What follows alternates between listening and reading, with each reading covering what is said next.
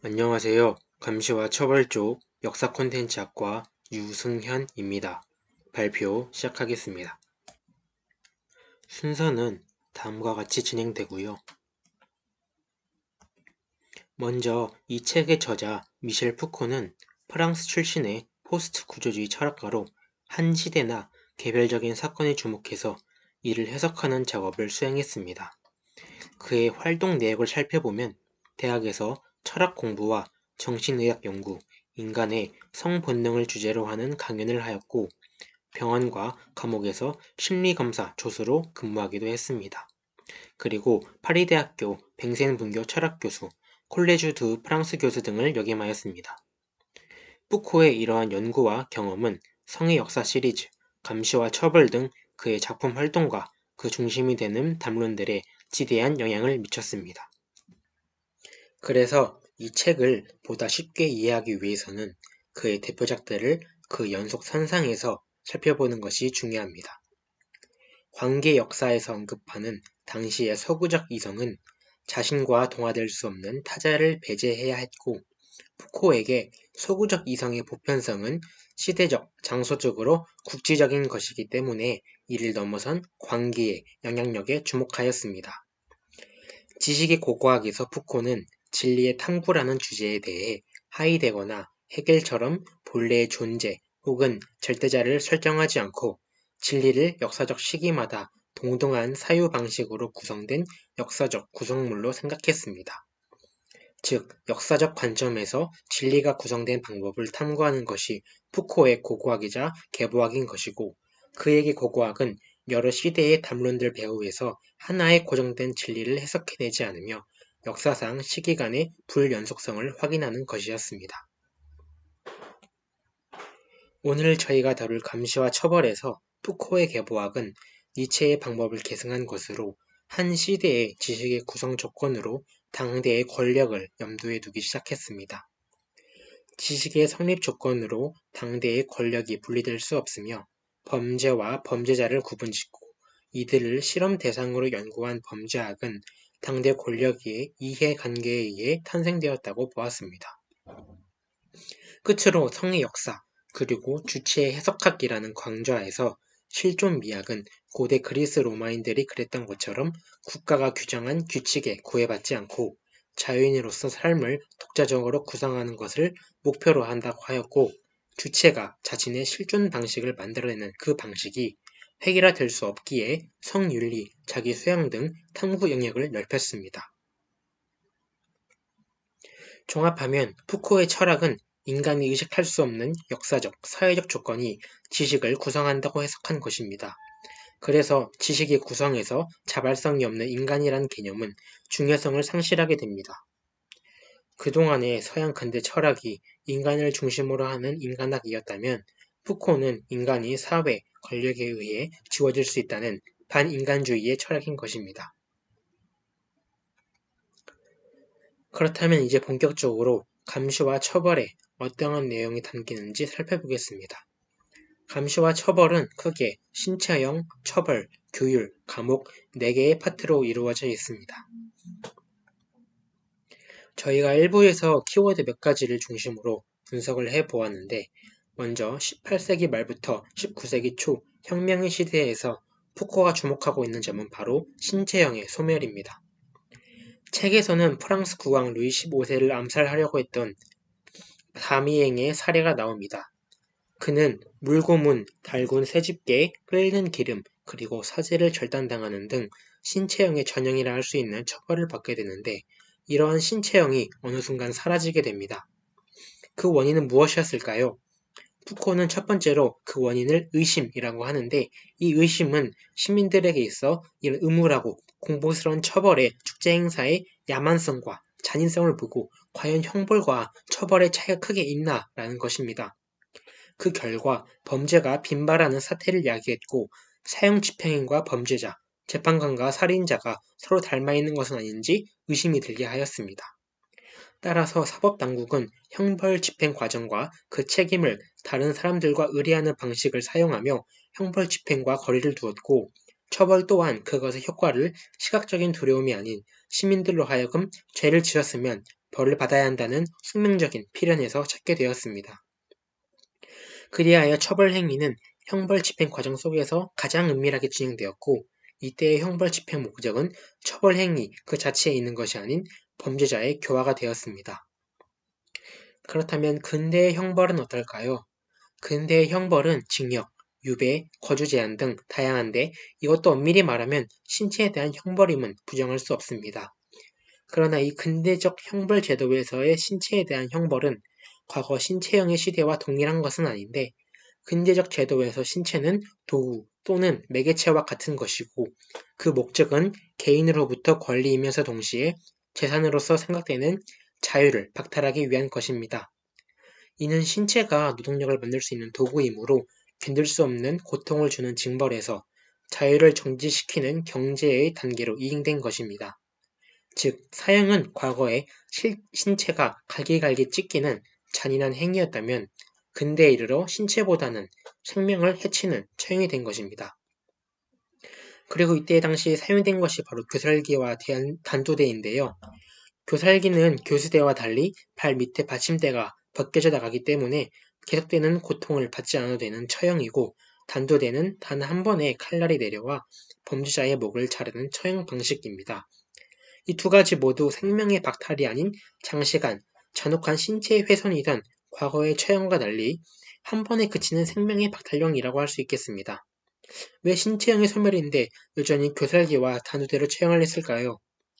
이 당시 여러 국가에서 개혁이 빠르게 진행되고 있었고, 반혁명 시대의 유럽에서의 역류, 대규모적 사회 불안 등의 문제로 인해 사회는 쉽게 음울한 과거의 처형에서 벗어나지 못했습니다. 대신 형벌 집행이 과거의 형벌 집행이 되지 않기 위해 단두대를 감옥 안에 설치하고 차형대가 보이지 않게 했습니다. 즉, 근대는 분명 신체형의 소멸 시기임에도 여러 가지 문제로 인해 어쩔 수 없이 신체형이 남아 있었고, 그 처형을 대중들이 구경하지 못하게 하는 방식으로 신체형의 종말을 알렸습니다. 다음 3번 형벌의 목표를 보시면 수세기에 지나면서 개인에 대한 허용 사항과 금지 사항이 달라지면서 형벌의 목적이 행위에 대한 처벌에서 그 행위를 하게 된 범죄자의 성향, 즉 정신에 대한 처벌로 바뀌었습니다. 또한 형벌의 목표도 범죄자의 교화가 되었고, 그러므로 형벌의 무게도 범죄자의 성향, 교정 가능성에 두고 무게를 달리하였습니다. 이렇게 근대 사회에서 범죄자의 장래성에 따라 형량이 달라지기 때문에 재판은 재판관만 담당하는 영역을 벗어나서 정신의학 전문의, 심리학자, 교육자 등이 법률상의 처벌권을 상밀하게 분할하며 행사하게 되었습니다. 구조주의 철학자인 푸코는 신체를 도구로 보았고, 이러한 신체를 노동력으로 만들기 위해서는 권력에 강제적으로 복종해야 한다고 생각했습니다. 그리고 그 권력은 소유된다기보다는 오히려 행사하는 것이고, 지배계급의 특권이 아닌 전략이자 피지배계급의 입장을 표명하고 연장시켜주는 것이라고 보았습니다. 단순히 피지배계급을 강제하는 것이 아닌 피지배계급과 지배계급의 대결점 혹은 연결고리라고 간주한 것이죠. 이를 통해 권력은 단순히 지식에게 압력을 가하는 것이 아닌 오히려 권력이 지식을 창출하는 것이며, 처벌 기술은 근대 지식의 산물이기에 권력의 측면에서 파악해야 된다는 관점입니다. 5번 복종화에 대한 논의에서 푸코는 형벌이 행위에 가해지는 것이 아닌 범죄자의 성향, 정신에 가한다고 생각했습니다. 그는 정신은 실제하며 권력의 작용에 의해 만들어지고, 권력이야말로 모든 사람에게 행사되는 것이기 때문에 지식의 대상인 정신으로서의 인간은 지식이 권력에 의해 만들어지는 것이므로 이미 그 자체가 복종화의 결과라고 보았습니다. 6번 역사를 보시면 푸코는 근대 이전의 시기를 스펙터클의 사회라고 불렀습니다. 이 사회는 만인이 한 사람의 권력자를 우러러보는 사회인데, 이 시기가 바로 신태형의 시기입니다.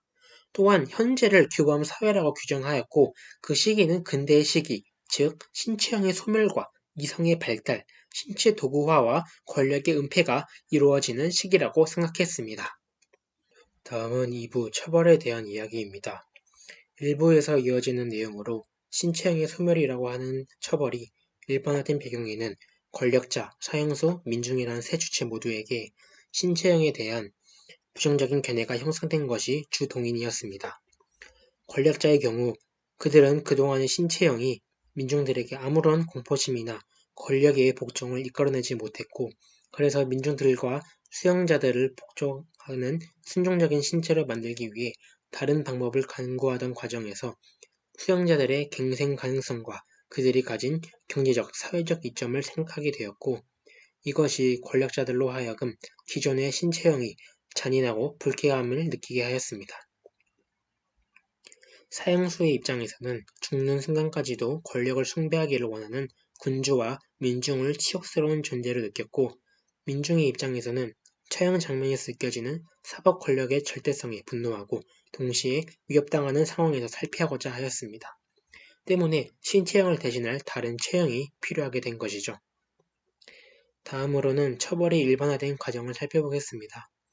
경제의 발전으로 생활 수준이 향상되며 반사회적 범죄가 줄어든 반면 금전과 관련된 사기성 범죄가 급증하였고, 이전에 존재하던 신체적 형벌이 권력의 부정 개입으로 부패하면서 사법개혁자들이 등장합니다. 범죄의 효율적 통제, 확산 방지에 도움이 되는 처벌이 필요했고, 사회가 정보를 중요하게 취급하는 정보 중심적으로 변모하며 정보사회 이전의 신체형을 통해서는 신종 범죄를 통제하기에 한계가 있다고 판단, 이에 적합한 처벌법의 필요성도 대두되었습니다. 여기서 범죄자의 인간성을 존중하는 유순한 형벌로서의 감금이라는 새로운 처벌법이 등장을 했고, 이것의 의미는 형벌의 목표가 단순히 군주, 권력의 복수심에서 이루어지는 보복이 아니라 국가의 적에게 형벌을 부과한다는 사회 수로로 변화했다는 지점에서 의의가 있습니다. 이렇게 유순한 처벌의 감옥의 등장으로 과거 범죄자의 신체는 권력의 소유였다면 이제 범죄자의 신체는 사회적 소유물로서 유순한 처벌을 통해 사회에 두 가지 유익함을 창출합니다. 첫째, 사회적으로는 징벌의 이미지를 각인하며 범죄 확산의 방지에 획기적인 기여를 하고, 둘째, 감옥에서 수행한 노동으로 사회 전반에 생산성을 제공합니다. 그렇다면 유순한 처벌이 되기 위해서는 어떤 조건이 전제되어야 하느냐? 푸코는 분량의 최소와 신체적 괴로움의 최대화, 여기서 말하는 신체적 괴로움의 최대화는 물리적 고통의 최대화가 아닌 형벌의 표상, 괴로움의 극대화를 의미합니다. 그리고 범죄 예방의 효과의 극대화, 처벌 내용의 확실성 충족, 최종 판결까지는 무죄로 간주, 범죄자의 속성에 대한 명확한 정의, 이렇게 6가지를 이야기하고 있습니다. 근데 여기서 감옥의 등장으로 인한 문제점으로 감옥이 징벌의 본질로 간주되며 반역죄를 범하는 것과 같은 중범죄와 가벼운 경범죄에 대한 처벌이 기간만 다를 뿐 감금으로 방식이 동일한 점, 감옥은 자유로운 활동을 일시적으로 통제할 뿐 처벌의 효과가 미미하다는 점 등이 비판을 받기도 했습니다. 다음은 3부 규율입니다. 여기서 등장하는 순종하는 신체란 개념은 복종시킬 수 있고, 이용할 수 있고, 변화할 수 있고, 완전하게 만들 수 있는 신체를 말합니다. 18세기의 순종은 기술적인 측면에서 통제 규모, 통제 대상, 통제 방식을 모두 세밀하게 작동시키고 구성하고 분합한다는 점에서 새롭습니다. 이러한 순종적인 신체를 만드는 규율은 신체의 활동에 대한 면밀한 통제를 가능케 하고 체력의 지속적인 복종을 확보하며 체력의 순종, 효용성의 관계를 강제하는 방법으로 규율 방식의 많은 부분이 오래전부터 있었지만 17세기와 18세기를 거치면서 지배의 일반적인 방식으로 정착하게 됩니다. 그 다음부터는 순종적인 신체를 만드는 규율이 단계적으로 일반화되는 과정, 규율을 형성하는 원리, 방법론들이 상세하게 설명됩니다. 4개의 파트로 활동을 통제하는 원리가 되는 5가지 요소, 규율이 사용하는 분할의 기술, 개인이 생활 시간을 지배하고 시간과 신체와 힘의 여러 관계를 관리하고 흘러가는 시간의 움직임을 이익과 효용이 계속 증대하는 형태로 전환하는 생성과 형성 과정에 대한 논의, 여러 힘을 조립해 효율적인 장치를 만들어내는 힘의 조립으로 구성됩니다. 이 부분은 키워드만 확인하고 넘어가도록 하겠습니다. 효과적인 훈육 방법은 규율의 중요한 기능인 훈련에 초점을 둔 챕터입니다. 규율 권력의 중요한 역할은 훈육시키는 일이며 복종하는 개인을 만들어내기 위한 권력의 기술로 위계질서적 감시, 규범화된 제재, 평가를 통하여 결합하는 방식 등을 이용합니다. 하나씩 살펴보면 먼저 위계질서적 감시는 분명한 기능을 가지고 생산 과정의 일부로서 완전히 통합해 있어야 하고 생산 과정을 처음부터 끝까지 따라낼 수 있어야 합니다. 감시는 생산 도구에 내재되어 있는 부품인 동시에 규율과 징계의 권력 안에서 작동하는 특정한 톱니바퀴라는 점에서 경제의 결정적인 작용 요소가 됩니다. 덕분에 규율 권력은 규율이 행사하는 장치의 경제성과 목적이 내부적으로 결정된 통합된 조직을 가질 수 있게 됩니다.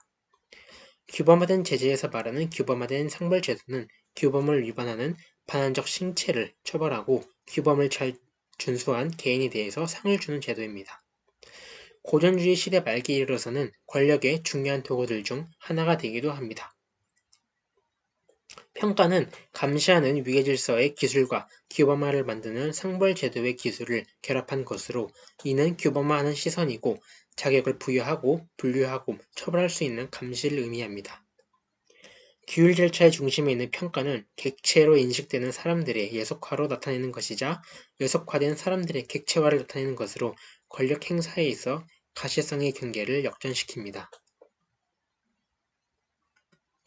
이렇게 권력이 꾸준하게 강화한 규율 중심적 체계에서 감금이 처벌의 핵심으로 작용하게 된 것을 푸코는 일망 감시 시설 파놉티콘에서 찾습니다. 이 파놉티콘의 선제적인 모델로는 패스트 감염 조치와 나병이 있는데 과거 유럽에서 지독한 패스트 전염으로 수많은 사람들이 죽어나갈 때 감독관들은 강압적으로 주민들을 감시하여 특정 공간에 폐쇄하고 세분화하고 움직임을 통제하며 끊임없이 기록했습니다.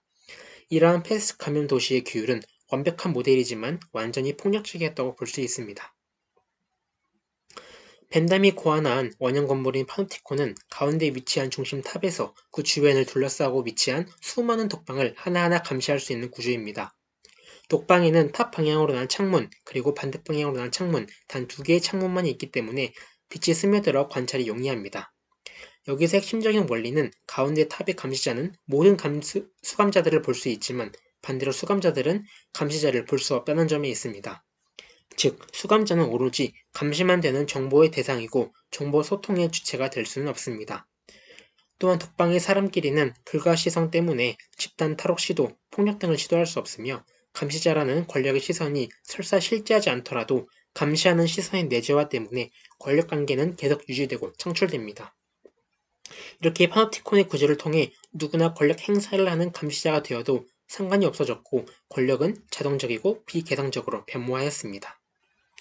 그리고 이러한 권력 행사 모델은 감시 대상 수는 증가시키고 권력을 행사하는 측의 수는 감소한다는 점, 완력이 필요 없고 신속하다는 점에서 물적, 인적, 시간적 경제성을 지녔고 감옥을 넘어 병원, 학교, 군대 등 사회 여러 방면으로 진출하고 적용되어 역량을 강화할 수 있게 되었습니다.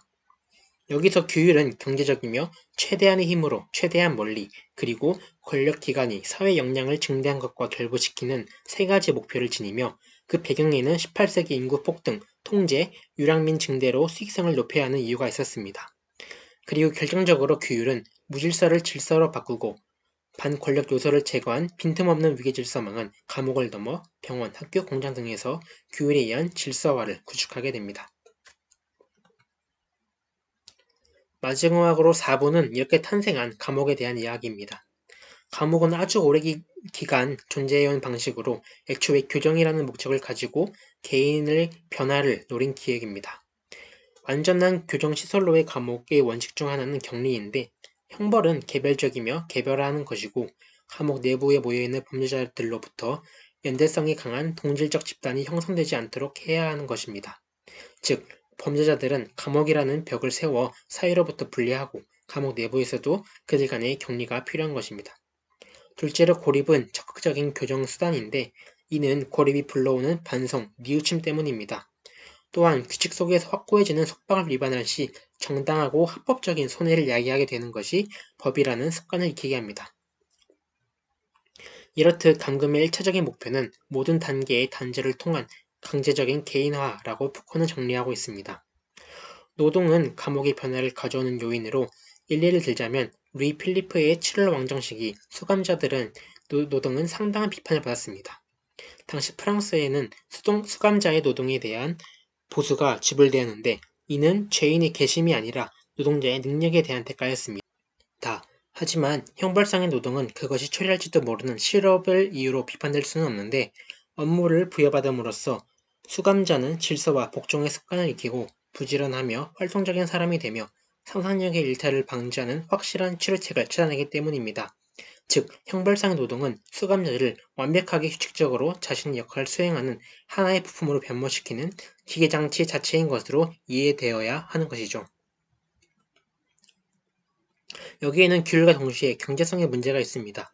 감시가 엄밀하고 용이할수록 탈옥의 시도를 막고 수감자들의 상호 간의 의사소통을 방지할 건물의 기능을 찾을 필요가 없는 것입니다. 중앙의 감독실에서 자리를 떠나지 않은 채 자신의 모습을 보이지 않으면서 최대한 많은 독방의 내부와 죄수의 감독을 담당하는 감시자들까지 보게 된다면 감시는 완벽할 것이며 건축상의 설비와 감시자들의 고용이 있어 경제적인 효율을 이끌어내는 것입니다. 행정상의 실천, 규모한 기술체계가 형벌체계와 많은 비용이 드는 감옥의 건설에 투자된 자본의 수익성을 높인다고 볼 수 있는 것입니다. 그러나 감옥의 실패, 감옥으로 인해 범죄 발생률이 감소하는 것은 아닙니다. 아무리 감옥을 확장하고 늘리고 변화시킬 수 있다 해도 범죄와 범죄자의 수는 일정하거나 더욱 나쁘게 증가하였습니다.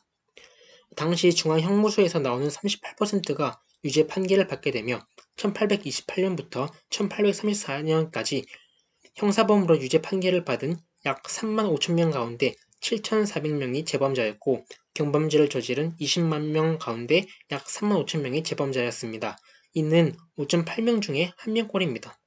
즉 감옥은 규정된 개인을 석방시키기는커녕 위험한 범죄자들을 주민들 속으로 분산시켜 놓은 것입니다. 감옥은 수감자들에게 격심한 부자를 강요함으로써 범죄자를 만들어냈다고 봐도 과언이 아닌 것이 법에 의해 정해지지 않았고 심지어는 예상되지도 않는 고통으로 죄수는 습관적인 분노의 상태에 빠졌고 이들은 당국의 관리들을 잔인한 사람으로만 여기며 더 이상 자신이 죄를 저질렀다고 생각하지 않았습니다. 여기서 푸코는 법은 범법 행위를 규정짓도록 되어 있는 것이고 형벌장치의 기능은 범법 행위를 줄여나가는 데 있으며 감옥은 그러한 제압장치라는 것을 인정해야 한다고 합니다. 감옥은 수용자들을 추적하며 그럼으로써 위반자로서 복역을 마친 자를 범죄자로 간주하여 추적하는 형벌제도 속에 있는 것을 파악해야 하고 그들은 법률을 위반할 염려가 있는 자들을 순종하게 만드는 것을 그다지 목적으로 삼지 않는다는 것, 즉 형벌제도는 단순히 여러 위법 행위들을 억제하는 것이 아니라 그것들을 차별화하고 일반적 경제책을 확보하려는 것, 그는 감옥의 실패를 바로 여기서 발견할 수 있다고 지적합니다. 역사 속에서 알 수 있듯이 법은 일부 사람들에 의해 만들어지고 다른 일부의 사람들을 대상으로 하며 법과 사법은 스스로에게 필요한 계급상의 불균형을 주저없이 공헌합니다. 이를 바탕으로 보면 감옥은 분명히 실패하고 있으면서도 목표를 버리지 않는다고 할 수 있습니다. 감옥은 다른 위법 행위를 상징적으로 요약하면서도 뚜렷이 구분하고 강조하는데 이것은 엄밀한 형태의 범죄입니다. 위법 행위들을 구별하고 정돈하며 통제할 수 있게 하는 형법 체계의 결과인 것이죠. 근데 감옥이 실패하는 별도로 감옥이 비행자들의 사회를 생기게 하며 정치적으로나 경제적으로 덜 위험한 범죄자를 만들어내는데 기여한 성공은 법과 위법 행위들을 둘러싼 투쟁의 과정에서 범죄의 특성을 부여한 점이 있습니다. 감금 체계가 법률 위반자를 범죄자로 대체하며 범법 뒤에 놓여있는 비행을 객관화하며 위법 행위의 움직임 안에 있는 범죄를 고정시킬 수 있게 합니다. 이로써 감옥은 언제나 존재하면서 동일한 효과를 낳고 있으며 감옥의 폐지에 대해 사람들은 엄청난 걱정을 하는 실정입니다. 즉 감옥은 교정 기능을 효과적으로 수행하지 못했으며 직접적으로는 기구의 내적인 경비로 간접적으로는 억제되지 않은 비행성에 기인하는 손실 비용으로 인해 이중의 경제적 오류를 범하게 되었고 비판을 받는다는 점에서 감옥의 실패라고 볼 수 있겠습니다. 결론적으로 감옥은 법률이나 법전 또는 사법기구의 산물이 아니며 법원이 내리는 판결과 효과를 거둘 수 있는 순종적이고 서툰 도구로서 법원에 종속되어 있는 것은 아닙니다. 감옥은 홀로 존재하는 것이 아니라 고통을 덜어주고 치료하고 구제하도록 되어 있는 것이므로 규범화 권력을 행사하는 경향을 띠는 장치들과 연결됩니다. 그래서 이들을 주관하는 원리는 한 가지 기구나 제도의 단일한 운용이 아니라 필연성과 전략의 규칙이라는 것입니다. 앞에서 말한 감옥은 실패하고 있었지만 복잡한 권력관계의 결과와 도구, 다양한 감옥 장치들에 의해 예속화된 신체와 힘, 그러한 전략의 구성 요소인 담론의 대상들 사이에서 감옥은 중앙 권력적인 사람들의 가축지로서 사라지지 않고 있는 것이라고 정리해 보았습니다. 저희 조원들이 이 책을 읽으면서 느꼈던 감상을 이렇게 정리해 보았고요.